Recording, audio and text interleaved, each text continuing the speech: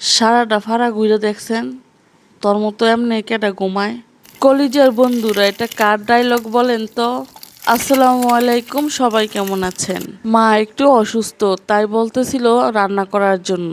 তো চিন্তা করলাম আজকে একটু শর্টকাট রান্না হয়ে যাক, যেহেতু আমার উপর দায়িত্ব পড়েছে।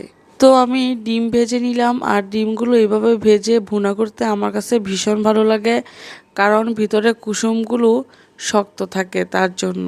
তো আপনাদের কাছে কি এইভাবে খেতে ভালো লাগে নাকি জানাবেন, ঠিক আছে? আর তারপর এগুলো ভুনা করে আমি আপনাদেরকে একটা ইউনিক খাবার দেখাবো, যদিও বিস্তারিত ভিডিও করিনি। ডিম ভুনাটা করার পরপরই আমি একটা টমেটোর ভর্তা বানাবো, আর এই ভর্তাটা ভীষণ ভালো লাগে। যদিও আমি বেশি খেতে পারি না, একটু দিয়েই 1 প্লেট খাওয়া যায়, এইরকম পরিস্থিতি হয় যারা ভাত বেশি খেতে পারেন তাদের জন্য। আর এটা খেলে এমনিতে মুখের রুচি বেড়ে যায়। এই যে এখানে টমেটো কেটে নেওয়া হয়েছে, সাথে পেঁয়াজ দেওয়া হয়েছে, রসুন দেওয়া হয়েছে, আর লাল মরিচগুলো বা শুকনো মরিচ ভেজে নেওয়া হয়েছে, আর অন্য চুলায় বসিয়েও দিলাম। তারপর এটা আস্তে আস্তে সিদ্ধ হওয়ার পর এটা বাটনায় দিয়ে বাটতে হবে। তো দেখেন বাটনায় দিয়ে বাটার পর কীরকম সুন্দর দেখা যাচ্ছে।